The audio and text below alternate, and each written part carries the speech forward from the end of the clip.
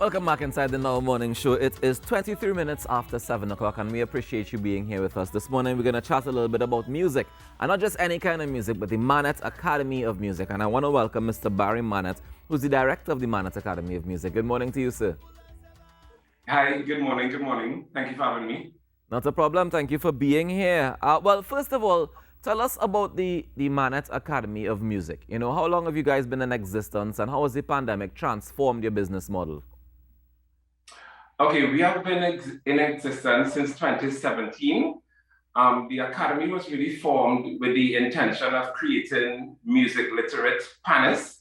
As a pan person, you know, as a panist who grew up, you know, in the business from a young age and was fortunate enough to do a lot of touring and, you know, seeing what it's like outside there, I always thought that we didn't have music literate panists. You know, we would go in a pan yard and you would just hear somebody call out notes and tap a phrase on a pan and say, play that.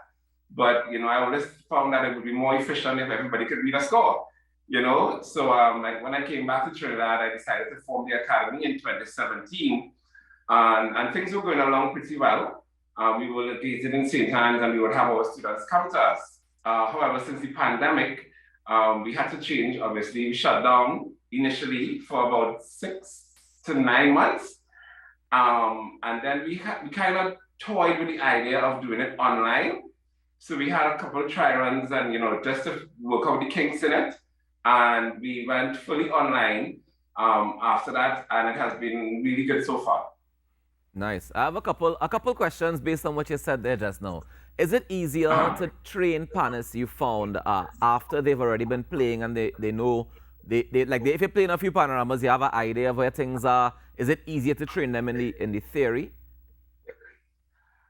I think it's easier to train panists in theory from a young age because growing up, like I said, in the panyard environment, it's so ingrained in a lot of panists that when you try to teach them it, the theory as adults, they kind of not very receptive, you know? So once we get them from that young age and understand the value and importance of reading music at a young age, then, you know, that's the better way to go. Tell me, what is the value and the importance of being able to read music? Oh, well, from my experience, you know, like I said, touring and, you know, performing a lot outside, you know, sometimes you could go to a performance and you might be required to play something that you just don't know. But somebody might have a music score there, right? The advantage is you could read the score and perform right there, you know? And there are, you know, other different things. But once you have music literate, once you can read it, you tend to understand the music a little bit better rather than just somebody telling you what to play and you just playing it back. You know, it's kind of like robotic. But yeah, you got a greater understanding for what you are actually playing. Nice. And tell me about the transition to do the classes virtually. You mentioned that just now, you know, you guys were toying with the idea and you eventually went it. How has that experience been for both the teachers and the students? Right. Well, I mean, to be honest, there's nothing that can replace an in-person session, right? Just the energy and the vibe and everything. But the reality is online is going to be with us forever from now on, right? So I'm happy that we had the opportunity and we have actually grown.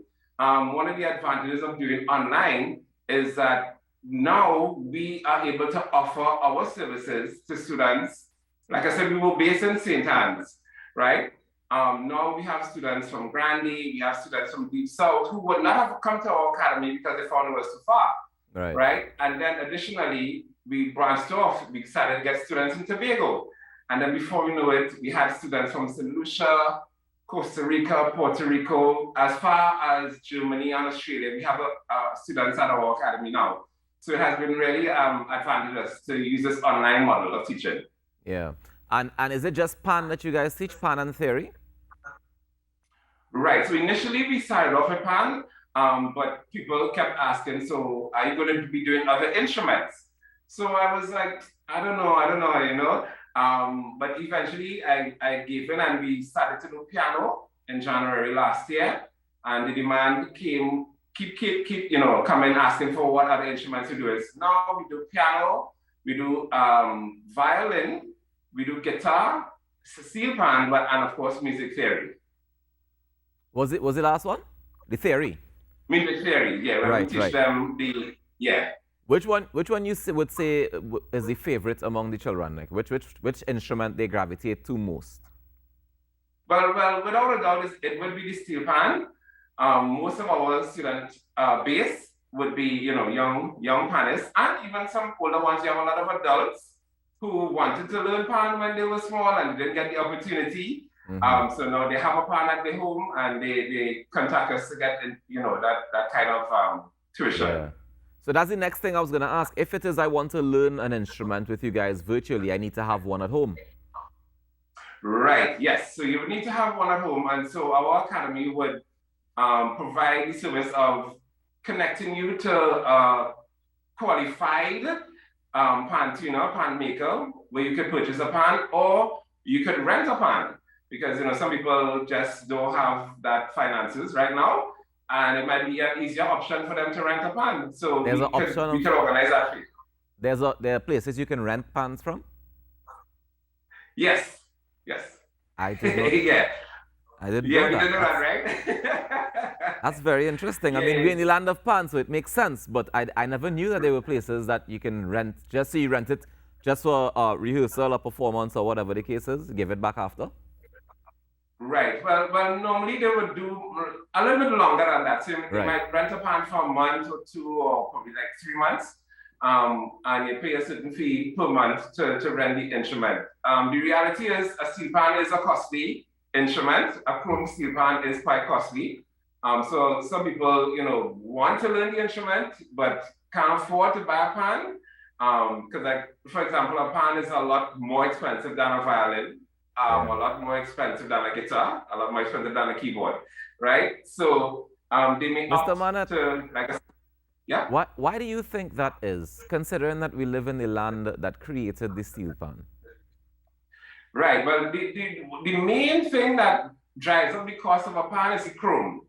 The chrome is quite expensive. It is expensive. I mean, it's not that expensive to get a drum and to make the actual instrument. But selling that instrument to the chrome factory, that really, raises the cost of the instrument. And how important is the chroming of the instrument?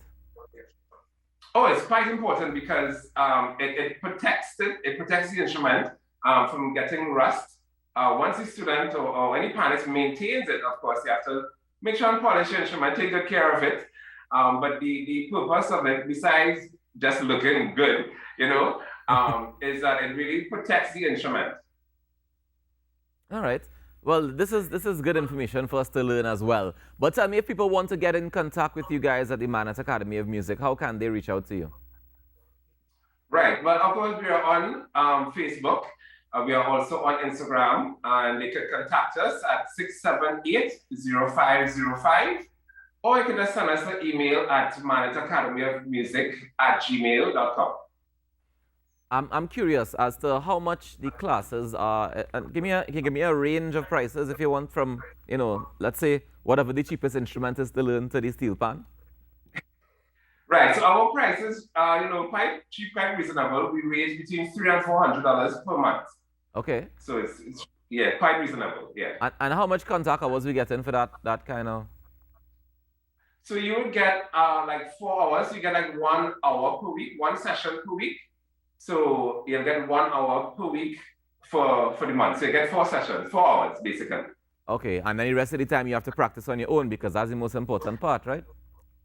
That is the most important part. A lot of times, up to yesterday, I was getting calls and people were asking me, so if I start now, how soon I could play a song, or how soon I could do this? And I'm like, okay, so the important thing is for you to rehearse. You have to do your individual practice.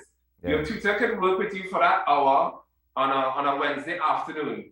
But if you don't do anything for Thursday, Friday, Saturday, Sunday, Monday, Tuesday, when you come back next week and no progress has been made, well, then, as you people say, it's spinning top in mud, right? Exactly. So that's start over the process. Yes, it really is up to the individual student. And I always try to stress this with the parents as well.